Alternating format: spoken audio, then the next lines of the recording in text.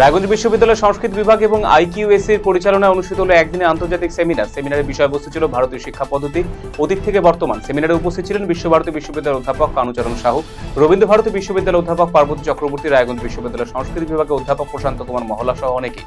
এছাড়াও ভার্চুয়ালি এই সেমিনারে যুক্ত ছিলেন ইন্দোনেশিয়ার দুজন অধ্যাপক। উত্তর দিনাজপুর জেলা করণদিঘি ব্লকের খাত্রিয়াতে শুরু হলো ঠাকুর পঞ্চানন বর্মা মেলা। 3 দিন ব্যাপী আয়োজিত মেলার উদ্বোধন করেছেন করণদিঘি প্রাক্তন বিধায়ক মনোদেব সিংহ। করণদিঘি প্রাক্তন বিধায়ক মনোদেব সিংহ জানিয়েছেন, এই ঠাকুর পঞ্চানন বর্মা মেলা আগামী চলবে বুধবার পর্যন্ত। এই মেলা এবারে 24তম বর্ষে পদার্পণ করেছে। মেলা একটি বড় ধরনের উৎসব, যেখানে প্রতিদিন আয়োজিত হচ্ছে নানান ধরনের সাংস্কৃতিক অনুষ্ঠান। গোপন সূত্রে খবরের ভিত্তিতে খড়িবাড়ি বাতাসি সংলগ্ন এলাকায় একটি সন্দেহভাজন লরিকে আটক করে তল্লাশি চালালো পুলিশ। তল্লাশিকালে উদ্ধার হলো 29টি মহিষ। পুলিশ সূত্রে খবর, চালকের কাছে কোনো বৈধ নথিপত্র না থাকায় লরিটিকে বাজেয়াপ্ত করা হয়েছে। পরে লরির চালককে গ্রেপ্তার করা হয়েছে পুলিশের তরফে। ধৃতের নাম হাবিবুল রহমান। তার বাড়ি উত্তর দিনাজপুরের ডালখোলায়। মহিষগুলো বিহার থেকে বাংলাদেশে পাচারের ছক কষেছিল পাচারকারী। আজ ধৃতকে শিলিগুড়ি মহকুমা আদালতে তোলা হয়। পুরো ঘটনা তদন্ত শুরু করেছে খড়িবাড়ি থানা পুলিশ।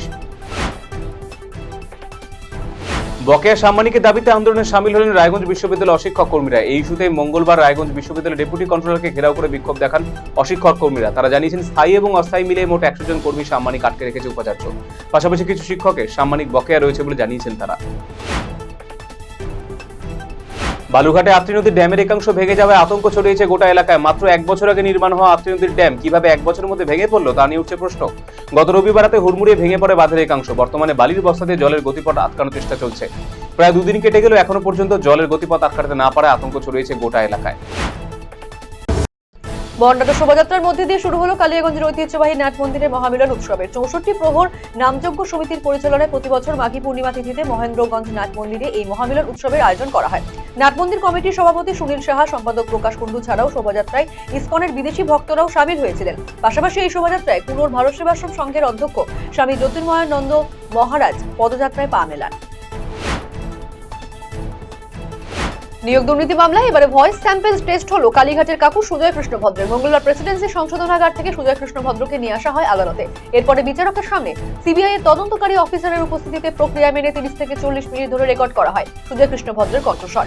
দীর্ঘদিন নানা টাল বাহানায় আটকে ছিল এই ভয়েস স্যাম্পল টেস্ট। অবশেষে সেই প্রক্রিয়া সম্পন্ন হলো। দফা দাবিকে সামনে রেখে কোচবিহার ইরিগেশন ডিভিশনে স্মারকলিপি প্রদান করল সিপিআইএম খাগড়াবাড়ি এরিয়া কমিটি। মঙ্গলবার সংগঠনের সদস্যরা মিছিল করে এসে ইরিগেশন ভবনের সামনে বিক্ষোভ দেখায় এবং তারপর তাদের দাবিপত্র জমা করে। মূলত তাদের দাবি, কয়েকদিন আগেই ইরিগেশন ডিপার্টমেন্ট থেকে একটি নোটিশ জারি করা হয়েছে, যেখানে লেখা আছে বাঁধ সংলগ্ন এলাকায় যারা থাকে তাদের জমি ছেড়ে দিয়ে অন্যত্র যেতে হবে। এতে সমস্যায় বাঁধ সংলগ্ন এলাকায় থাকা মানুষেরা।